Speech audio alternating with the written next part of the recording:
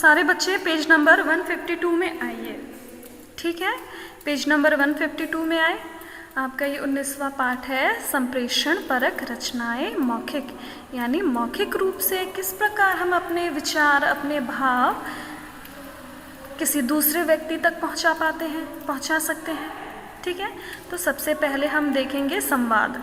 ठीक है, संवाद यानी बातचीत, जब हम एक दूसरे से बातचीत करते हैं। ठीक है, डायलॉग बोलते हैं ना, संवाद। ठीक है, टीवी पर धारावाहिक या फिल्में देखते समय हम देखते हैं कि इसमें मौखिक भाषा का प्रयोग होता है। इसमें ये बोला गया है, जब हम अपने टीवी पर धारावाहिक यानी सीरियल या फिल्म देखते हैं तो उसमें भाषा का कौन सा रूप प्रयोग होता है? मौखिक रूप प्रयोग होता है ना। कहानी के पात्रों के संवादों द्वारा प्रस्तुत किया जाता है। और इसमें क्या होता है कि वो जो सीरियल है, वो जो धारावाहिक है या फिर वो जो फिल्म है, उसमें कहानी के जो पात्र होते हैं उसके पात्रों के माध्यम से संवादों को, डायलॉग को प्रस्तुत किया जाता है। एक व्यक्ति अपनी बातें बोलता है, अपनी बात बताता है, फिर दूसरा व्यक्ति उसका जो संवाद है, उसका जो डायलॉग है वो बोलता है। ठीक है, ऐसे ही तो होता है धारावाहिक और फिल्मों में। हर पात्र अपना अपना संवाद बोलता है, अपना अपना डायलॉग बोलता है ना। तो यहाँ पे बताया गया है संवाद बोलना कठिन नहीं है। संवाद बोलना, डायलॉग बोलना कठिन नहीं है, लेकिन बहुत सरल भी नहीं है। ये बहुत सरल भी नहीं होता। यहाँ पे ये बोला गया है कि संवाद बोलना, संवाद यानी डायलॉग, जो बात हम बोलते हैं। ठीक है, संवाद बोलना कठिन नहीं है तो बहुत सरल भी नहीं है। बहुत सरल भी नहीं है क्यों बोला गया है? क्योंकि हम जब संवाद बोला जाता है, ठीक है, जब डायलॉग बोला जाता है तो किस जगह पर ठहराव होगा, किस भाव के साथ, भाव यानी पता है ना, इमोशन, किस भाव के साथ बोला जा रहा है, इससे भी अर्थ बदल जाता है। ठीक है, जैसे एक वाक्य है, तुम बहुत अच्छे हो। ठीक है, अभी देखो बोलने का ढंग मैं बदल दूंगी तो उसका अर्थ भी बदल जाएगा। कैसे? सुनो, तुम बहुत अच्छे हो। ठीक है, बोलने के ढंग से, बोलने के तरीके से वाक्य का अर्थ बदल जाता है, इसीलिए बोला जाता है। इसीलिए यहाँ पे कहा गया है संवाद बोलना कठिन नहीं है तो बहुत सरल भी नहीं है।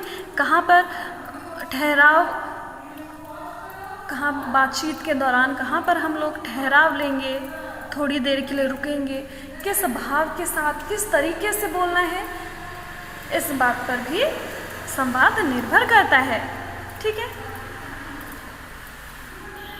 अब देखो, एक अजनबी व्यक्ति और बच्चे के बीच संवाद पढ़कर समझिए। संवाद, डायलॉग। ठीक है, यहाँ पर एक अजनबी व्यक्ति और एक बच्चा एक दूसरे से बात कर रहे हैं। ठीक है, ये दो, एक अजनबी व्यक्ति और एक बच्चा आपस में क्या बातचीत कर रहे हैं, इनका डायलॉग पढ़ते हैं, इनका संवाद पढ़ते हैं।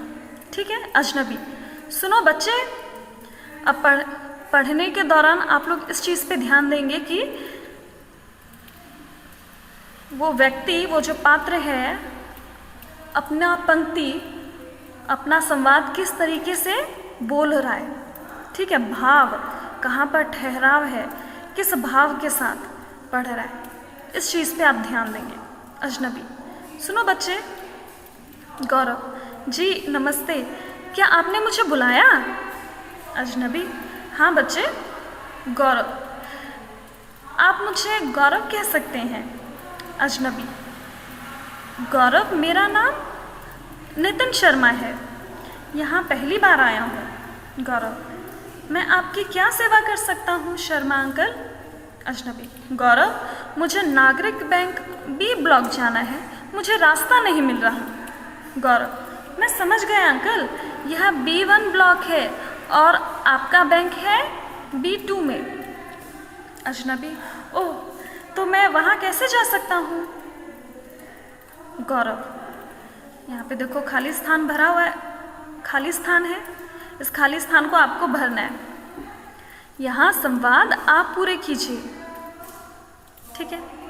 तो यहाँ पर अजनबी ने अपनी बात यहाँ पे ख़त्म कर दी कि ओह तो मैं वहाँ कैसे जा सकता हूँ। गौरव बोलता है ना कि अंकल ये तो B1 ब्लॉक है, आपका बैंक है B2 ब्लॉक में आपका बैंक है। तो फिर अजनबी पूछता है अच्छा तो मैं वहाँ कैसे जा सकता हूँ। तो गौरव ने रास्ता, उसका डायरेक्शन, दिशा किस प्रकार से बताया होगा तो वो आप अपनी भाषा में लिखेंगे, ठीक है। आप लिख सकते हैं, यहाँ पर लिख सकते हैं आप B2 ब्लॉक यहाँ से ज़्यादा दूर नहीं है, आप बस सीधे जाइए और दाएं मुड़ जाइए, वहाँ पर स्कूल के सामने ही B2 ब्लॉक है। या आप अपनी तरफ से भी कोई कहानी बता सकते हैं जिसमें B2 ब्लॉक का पता बताया गया हो, ठीक है। आप अपनी तरफ से कुछ भी खुद संवाद बनाइए और लिखिए, ठीक है। अब देखो कल्पना से संवाद लिखना है। कल्पना यानी अपनी कल्पना, अपने इमेजिनेशन, खुद सोच समझ के, ठीक है, अपनी सोच से संवाद लिखना। डायलॉग कैसे लिखेंगे? खुद सोच के, कल्पना कर करके। बातचीत करते समय हम जो बोलते हैं उसे संवाद कहते हैं, ठीक है। बातचीत करते समय हम जो भी बोलते हैं उसे क्या बोलते हैं? संवाद। सामान्य बातचीत में संवाद पहले से लिखकर नहीं बोले जाते। देखो जब हम एक दूसरे से आपस में सामान्य रूप से नॉर्मली जब बात करते हैं तो ऐसा थोड़ी ना होता है बच्चों कि हमारा संवाद लिखा हो, हमारा डायलॉग कहीं लिखा हुआ होता है और हम लोग उसको पढ़ पढ़ के एक दूसरे से बात करते हैं या बोलते हैं, ऐसा तो नहीं होता। परंतु किसी भी स्थिति की कल्पना करके हम संवाद लिख सकते हैं। हाँ, लिख सकते हैं, है ना। किसी भी स्थिति की कल्पना करके हम संवाद लिख तो सकते हैं। जैसे यहाँ पर हमने संवाद देखा, दो लोगों के बीच आपस में बातचीत, यहाँ पे हमने पढ़ा था। तो हम कल्पना के माध्यम से ही, अपनी कल्पना का प्रयोग करके, अपनी इमेजिनेशन का प्रयोग करके भी किसी भी स्थिति का हम संवाद लिख सकते हैं। अच्छा देखो बच्चों, अभी हम जो धारावाहिक देखते हैं, जो सीरियल देखते हैं, जो फिल्में देखते हैं, उसमें भी पात्र अपनी अपनी लाइन बोलते हैं, वो भी संवाद बोलते हैं, एक दूसरे से संवाद करते हैं, बातचीत करते हैं, अपनी अपनी लाइन बोलते हैं। तो ऐसे तो नहीं बोल देते। उन संवाद को लिखने वाला कोई लेखक भी होता है जो दोनों पात्र आपस में क्या बातचीत करेंगे वो लिखता है। अभी जो हमने पढ़ा था ना, लगभग वैसा ही, ठीक है। एक लेखक होता है जो संवाद लिखता है और फिर उन संवाद को पढ़ करके जो अभिनेता होते हैं, जो एक्टर होते हैं, जो पात्र होते हैं, उन संवादों को, उन डायलॉग को बोलते हैं। अब संवाद कैसे होने चाहिए?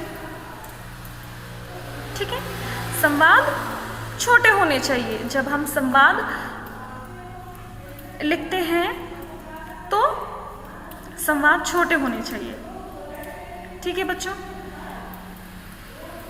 जब हम किसी से बातचीत करते हैं, यहाँ पे संप्रेक्षण परक रचनाओं का मौखिक रूप देखेंगे कि बोल करके किस प्रकार से अपने भाव, विचार दूसरों तक पहुंचा सकते हैं। संवाद के माध्यम से भी, डायलॉग के माध्यम से, एक दूसरे से बात करके भी हम अपने विचार, अपने भाव दूसरे तक पहुंचा सकते हैं।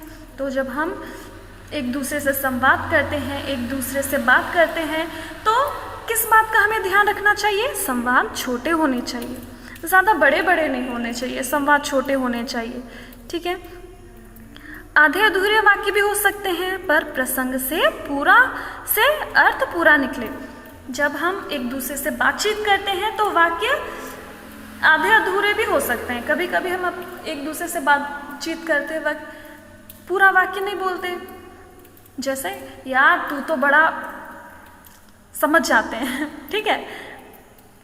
पर प्रसंग से उसका अर्थ पता चल जाना चाहिए, ठीक है। वाक्य आधे अधूरे भी हो सकते हैं और किस प्रसंग से वो संवाद, वो बात हमने बोली तो अर्थ पूरा निकलना चाहिए, एक दूसरे से जुड़े हुए होने चाहिए।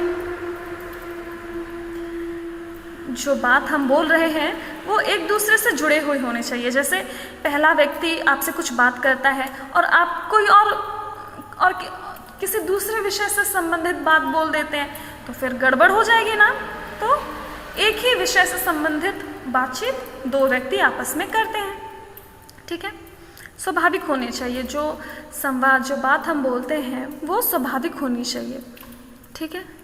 अस्वाभाविक बातें नहीं बोलनी चाहिए, जैसे दिन में सपने दिखाना, वैसा नहीं होना चाहिए। स्वाभाविक बातें बोलनी चाहिए, उसमें कुछ नाटकीयता होनी चाहिए, अधिक नहीं।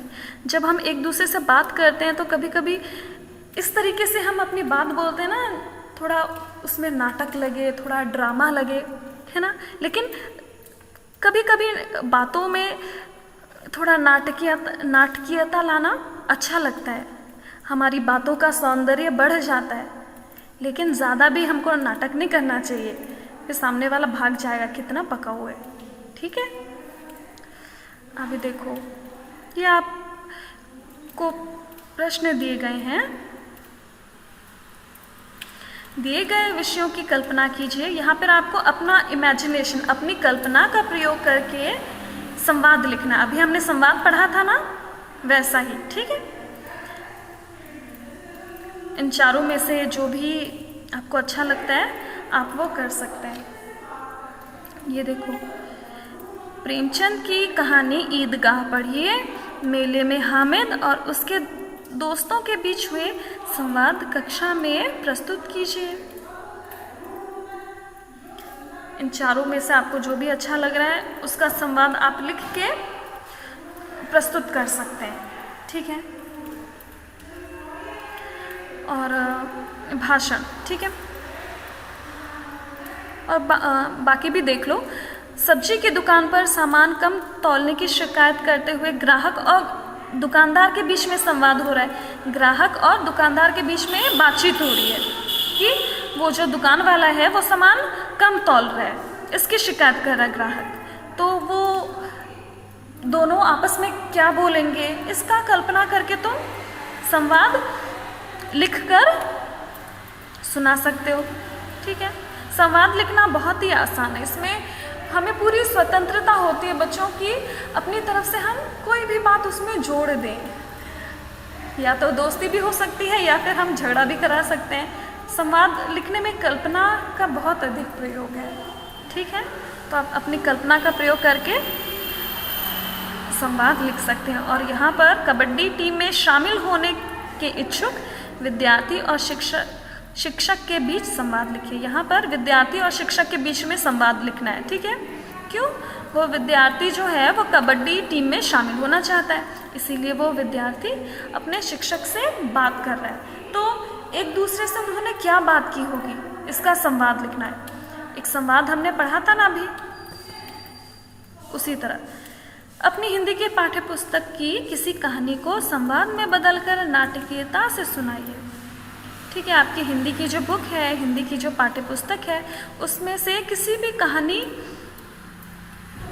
को आप पसंद करके उसे संवाद में बदल करके नाटकीयता के साथ सुनाइए, ठीक है। और संवाद सुनाने के लिए पहले संवाद लिखना भी पड़ेगा, है ना। पहले संवाद लिखिए और फिर उसके बाद आप सुना सकते हैं, ठीक है बच्चों। अभी भाषण, ठीक है। भाषण के द्वारा नेता लोग भाषण देते हैं ना, भाषण के द्वारा भी हम अपने भाव और विचार को सामने वाले व्यक्ति तक पहुंचा सकते हैं। भाषण अनेक अवसरों पर दिए जाते हैं, बहुत सारे मौके होते हैं, बहुत सारे अवसर होते हैं जिस पर हम भाषण देते हैं, है ना। सबके सामने बोलना गौरव की बात है।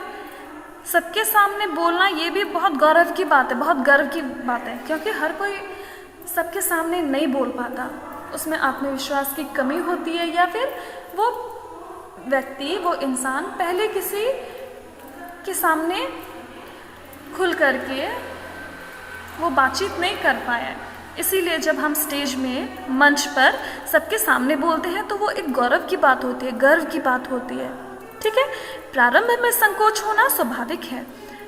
जब हम शुरू में प्रारंभ में पहली बार मंच पे जाते हैं और बातचीत करते हैं, या भीड़ के साथ हम जब बातचीत करते हैं, किसी सामने वाले के साथ बातचीत करते हैं, अगर हमें अच्छी तरीके से भाषण देना, स्पीच, ठीक है, भाषण देना नहीं आता हो तो थोड़ा संकोच होता है, थोड़ा घबराहट होता है, थोड़ी शर्म आती कि किस प्रकार से मैं अपनी बात सामने वाले तक रखूं। किंतु अभ्यास द्वारा स्पष्ट व निर्भीक वक्ता बन सकते हैं। वक्ता यानी बोलने वाला, ठीक है। अभ्यास से, लगातार निरंतर अभ्यास से, प्रैक्टिस से हम स्पष्ट यानी साफ और निर्भीक, बिना भय के, बिना डर के हम एक अच्छा वक्ता बन सकते हैं, ठीक है। तो भाषण में इन चीज़ों का ध्यान देना चाहिए। भाषण की औपचारिकताएं, यानी जब हम भाषण देते हैं, जब हम स्पीच देते हैं, तो किन किन बातों का ध्यान रखना चाहिए हमें। प्रारंभ में अध्यक्ष, विशिष्ट अतिथियों और श्रोताओं को संबोधन। सबसे पहले हम अध्यक्ष, ठीक है, अध्यक्ष यानी प्रेसिडेंट।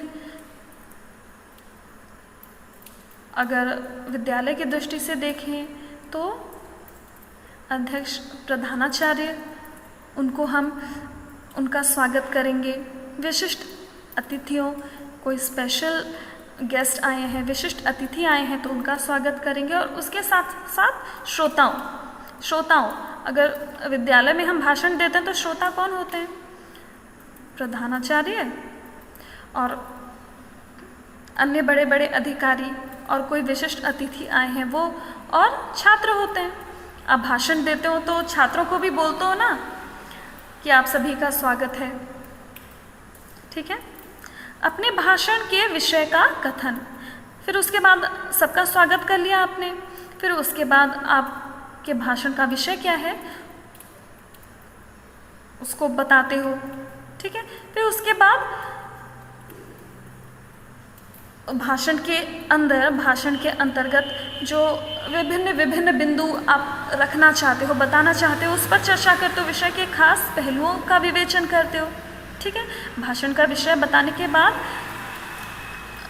विषय में आप कौन कौन से पॉइंट्स, कौन कौन से बिंदु, कौन कौन से विचार रखेंगे, इसके बारे में आप बताते हैं। फिर लास्ट में अपना मत रखते हैं कि आपके विचार से, आपकी सोच से, उस जो भी विषय दिया गया है उसके बारे में आप अपनी क्या सोच रखते हैं। अपनी सोच भी होना बहुत ज़रूरी है, वो बताते हैं आप लोग। फिर अंत में समापन और धन्यवाद समाप्त कर देते हैं। जो भी भाषण हम दे रहे हैं, जो भी स्पीच दे रहे हैं, उसकी समाप्ति कर देते हैं और अंत में धन्यवाद बोल देते हैं, ठीक है। एक अच्छा वक्ता यानी बोलने वाला, अच्छे वक्ता के लिए ज़रूरी है, एक अच्छा वक्ता होने के लिए क्या ज़रूरी है पता है? जब हम बोल रहे हों तो उसमें झिझक या संकोच यानी शर्म, झिझक या संकोच नहीं होना चाहिए। जब हम किसी से बातचीत कर रहे हो, थोड़ा झिझकते हो, घबराते हो, तो हमारा बातचीत अपना प्रभाव खो देती है, ठीक है। और बोलते समय शुद्ध उच्चारण, भाषण देते समय शुद्ध उच्चारण होना चाहिए और वाक्य छोटे छोटे हों ताकि सामने वाला समझ सके कि भाषण में बोला क्या जा रहा है। और स्वर में अवसर के अनुकूल उतार चढ़ाव हो, ठीक है। बोलते समय किस स्थान पर किस भाव का, किस इमोशन का प्रयोग करना है, इस बात पर भी हमको ध्यान देना चाहिए। जैसे जब हम किसी से बातचीत करते हैं, जब कोई दुख की बात आ जाती है तो हमारा स्वर भी थोड़ा मध्यम धीमा हो जाता है। जब खुशी की बात होती है, बहुत गर्व की बात होती है तो बहुत जोश के साथ बोलते हैं। तो हमारे स्वर में अवसर के अनुकूल उतार चढ़ाव होना चाहिए, ठीक है।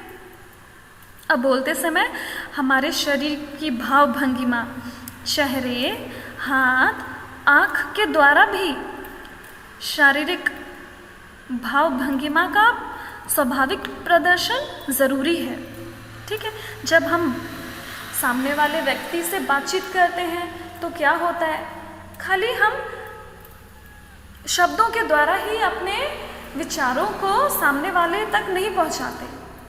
हमारा पूरा शरीर बोलता है, ठीक है, हमारे हाथ हिलाने का ढंग, हमारे आंखों से जो भाव प्रकट होता है, ठीक है, हमारे चेहरे से जो भाव प्रकट होता है, हम अपने